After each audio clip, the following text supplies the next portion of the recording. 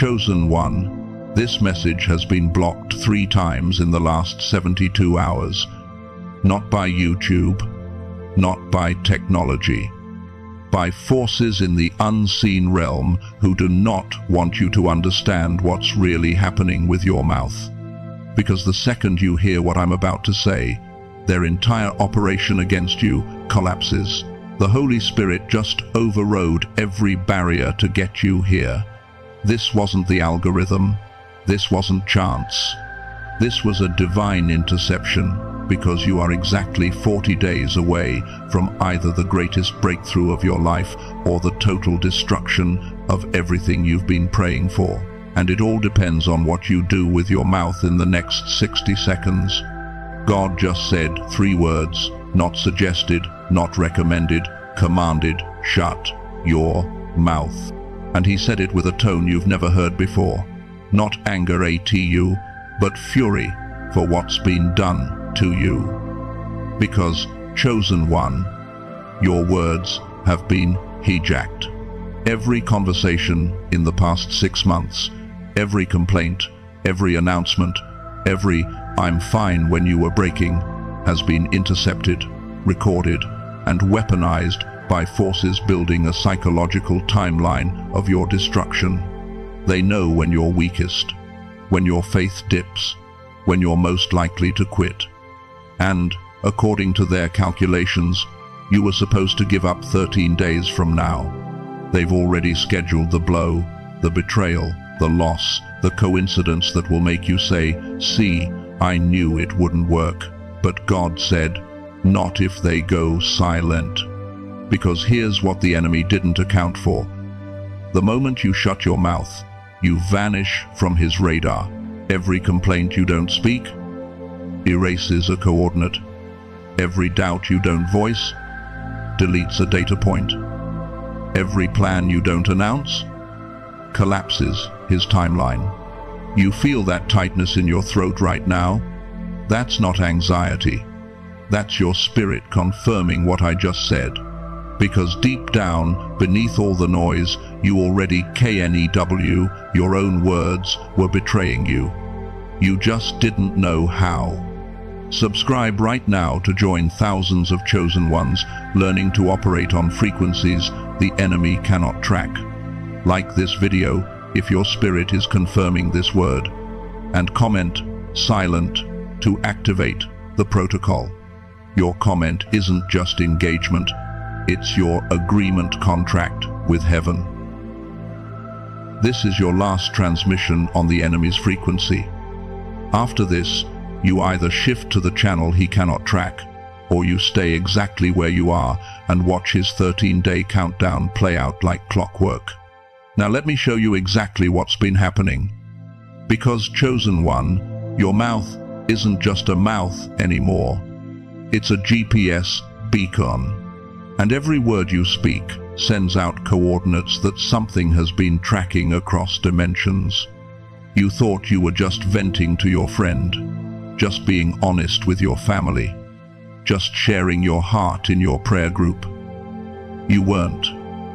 There were other listeners, invisible, recording, analyzing every syllable for patterns they could exploit. Let me break this down into 3 types of signal transmissions you've been broadcasting without even knowing it. 3 ways your mouth has been giving away your exact location to forces hunting you. The first type is complaint signals. Every time you say, "I can't afford this, this always happens to me, I'm so tired of waiting, nobody understands," you're not just expressing frustration. You're broadcasting poverty coordinates, you're transmitting victim frequency, and the enemy has devices that lock onto that signal like a heat-seeking missile.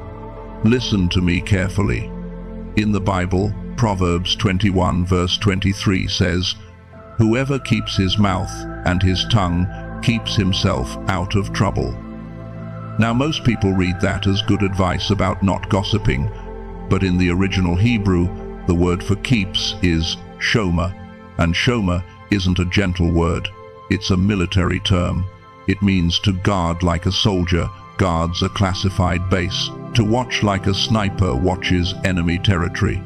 Solomon wasn't giving you etiquette tips.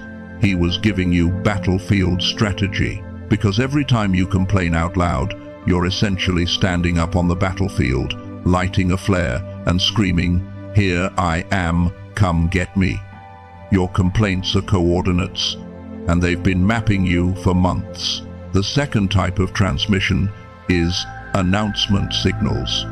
Every time you tell someone about the business you're starting, the book you're writing, the relationship you're believing for, before God gives you permission to speak it, you're doing something dangerous.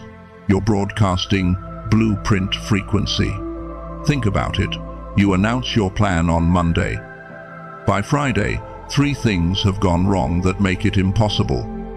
Coincidence? No. You gave away the intel. The enemy heard the transmission, saw the blueprint, and dispatched interference before you could even start building. There's a reason Ecclesiastes 5 verse 2 says, "Let your words be few," and if you study scripture, you'll see a pattern. Moses went silent for 40 days on the mountain before the 10 Commandments. Jesus went silent for 40 days in the wilderness before his ministry exploded. Esther didn't reveal her identity until the exact right moment. Joseph stayed silent in prison for years before his elevation. The pattern is this: silence during preparation equals authority during manifestation. But speak too soon, you abort the process. You leak the strategy, and the enemy sets up blockades on every road you are about to take. The third type is doubt signals, and this one is the most insidious because it sounds like honesty. It sounds like being real. I don't know if God really called me. Maybe I heard him wrong. What if this doesn't work out? I'm probably not anointed enough. Every time you voice those doubts out loud, you're transmitting instability frequency. And you know what happens? The enemy doesn't even have to attack you. You're attacking yourself. You're giving him permission to agree with the very doubts you're broadcasting. Now here's where it gets even deeper. You might be thinking, okay, I get it. I need to stop complaining and doubting around negative people. I just need to be careful who I tell things to. Wrong. That's what I thought this was about too. For years, spiritual teachers have been saying, guard your circle, don't share your dreams with dream killers, be selective about who you talk to, and that's true to a point. But it's not the full truth. Because here's the revelation that just shattered everything I thought I knew. The problem isn't who you're telling. The problem is that you're speaking it out loud at all. Period. It doesn't matter if you're talking to your best friend who believes in you. It doesn't matter if you're in a prayer group full of intercessors. It doesn't matter if you're alone in your car talking to yourself. The moment sound leaves your mouth, it creates a vibration, a frequency, a signal, and there are entities that can hear those frequencies even when humans can't. Your complaint to your supportive friend still transmits poverty coordinates. Your dream shared with your prayer group still leaks blueprint intel. Your doubt spoken in the privacy of your car still broadcasts instability. Now, I know what you're thinking. So I can never talk about anything? I have to be silent forever? No. Listen carefully. This isn't about forever. This is about the next 40 days. But before I explain the protocol, you need to understand the 7 specific phrases that are killing your destiny right now. 7 sentences that sound innocent, that feel honest, that everyone says, but every single one of them is a transmission code that activates enemy algorithms against your life. And here's what you need to know before we continue. If you stay with me until the end of this video, you're going to walk away with 5 things that will change everything. First, you're going to know the exact 7 phrases you must stop saying immediately and what's happening in the spirit realm every time you speak them. Second, I'm going to give you the complete 40-day silence protocol, the same protocol that transformed a single mother buried in $40,000 of debt into a debt-free decree speaker in less than 90 days. Third, you'll learn the 3-frequency system that lets you communicate with God internally without broadcasting to the enemy. Fourth, I'm going to expose the 7 forms of attack the enemy will launch during your silence and the exact counter-strategy for each one. And fifth, at the end, you're going to receive an activation prayer that seals this protocol into your spirit and commissions you as an invisible warrior operating on frequencies hell cannot track. But if you leave now, you'll walk away knowing something is wrong with your words but not knowing how to fix it. And that's more dangerous than not knowing at all. So stay with me. This gets deeper. The first toxic phrase is this: I can't afford this. Sounds harmless, right? Sounds like you're just stating facts about your bank account. But every time you say those 4 words, here's what's happening in the unseen realm. You're not describing your current reality. You're decreeing your permanent reality. Because in the kingdom, your words don't just report what is, they create what will be. And when you say, I can't afford this, you just activated a poverty algorithm that will ensure you can't afford it, even when money shows up. I've watched this happen 100 times. Someone gets an unexpected check, a gift, a bonus, and within 48 hours, the exact amount disappears into an emergency they didn't see coming. Why? Because they're still broadcasting, I can't afford this frequency, and that frequency attracts lack like a magnet attracts metal. Here's what happens in your body when you say it. Notice next time, your shoulders drop, your chest caves slightly, your throat constricts. That's not just body language, that's your spirit agreeing with a lie and your physical body manifesting the evidence. The second toxic phrase is, this always happens to me. Now, this one feels justified because you've got evidence, right? You've got a track record, pattern of relationships that failed, jobs that didn't work out, opportunities that slipped through your fingers. But here's what you're actually doing when you say this always happens to me. You're not acknowledging a pattern. You're reinforcing a pattern.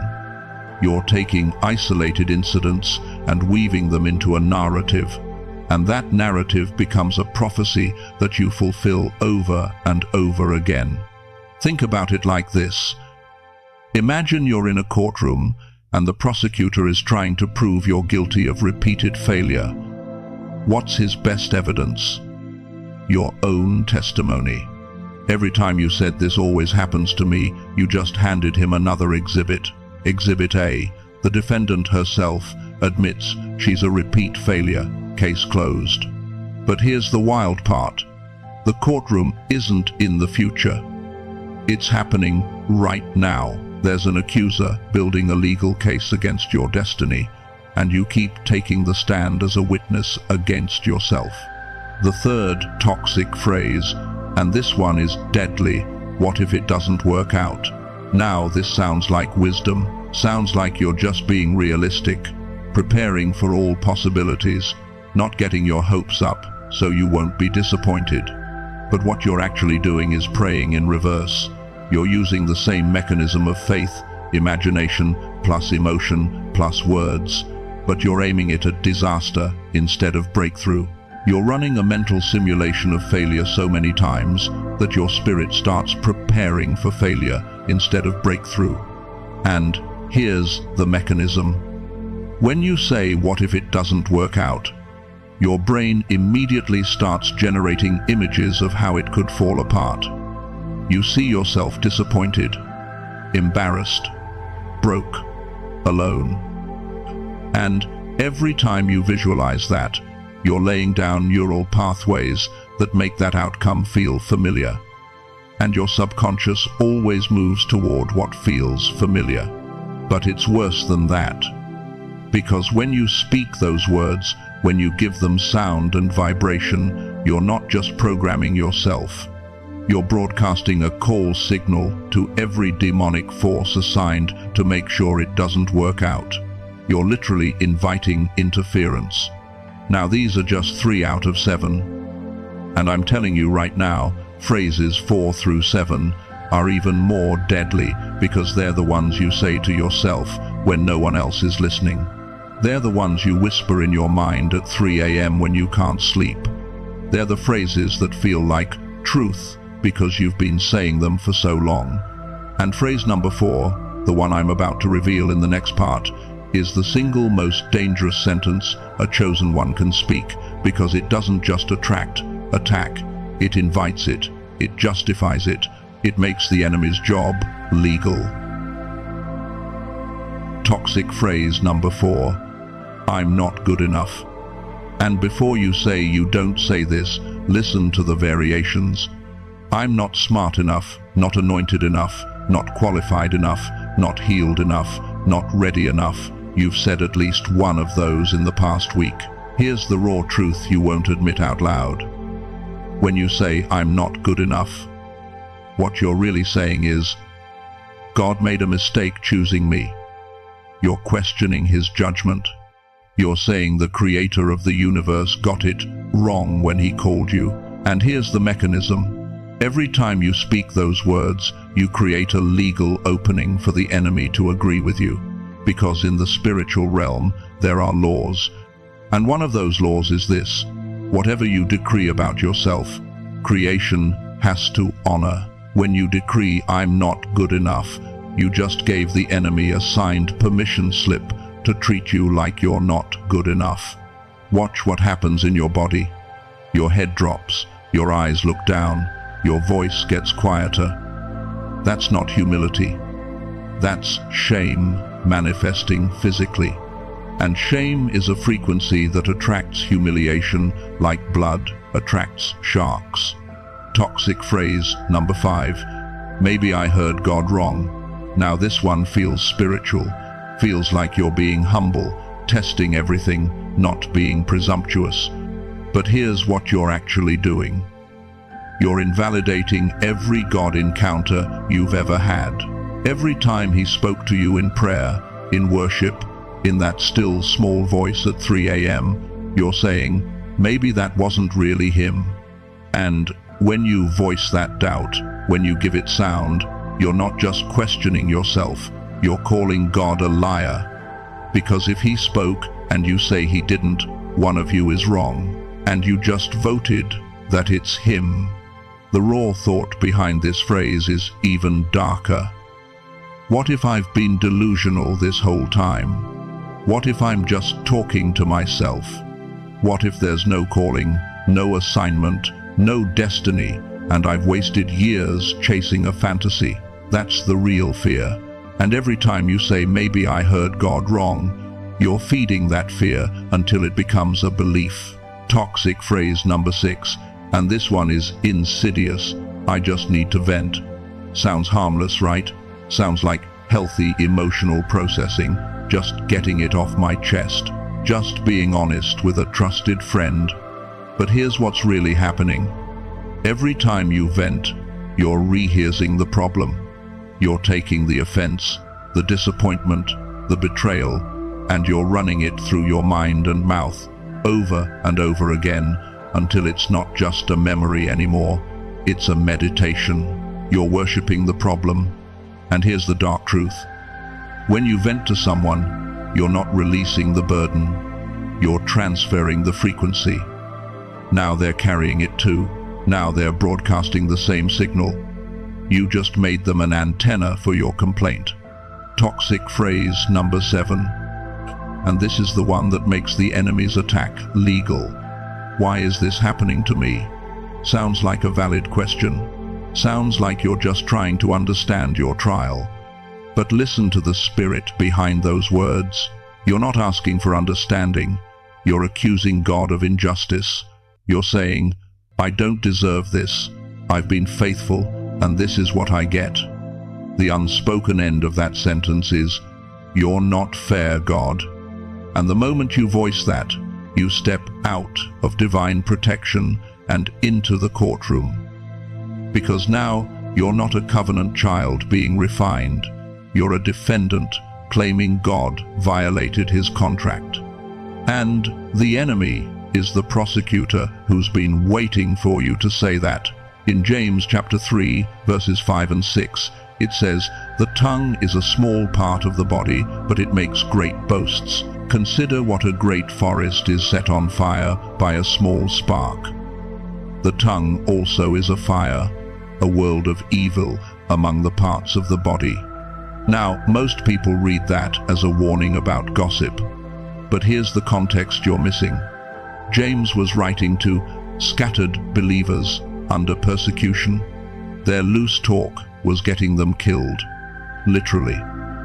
The enemy was listening to their conversations, tracking who was a Christian based on what they said, and hunting them down. This isn't a metaphor about hurt feelings. This is a survival instruction. Your words can get you killed in the spirit realm, just like they got early Christians killed in the physical realm. Now, here's the solution. It's called the replacement protocol. And it's simple, but you have to do it. When you feel the urge to say one of those 7 phrases, here's what happens instead. Step 1, notice the pull. You'll feel it in your throat, like words are trying to force their way out. Don't fight it, just notice it. Step 2, pause. In your mind, not out loud, I want you to imagine a dial inside your throat. Right now, it's set to broadcast. In your imagination, turn that dial counterclockwise until you hear a click. That click is you switching to internal only. Step 3, redirect. Take that sentence you were about to say and turn it into a silent prayer. Not out loud, just in your mind. God, I feel like I can't afford this. You know my bank account. I'm trusting you. Step 4, if you absolutely need to process it, don't speak it. Write it in a journal that no one else will read, because writing moves it out of your spirit without broadcasting it. Now, if you just did that mental exercise, if you visualize that dial turning, comment the word dial right now, because that's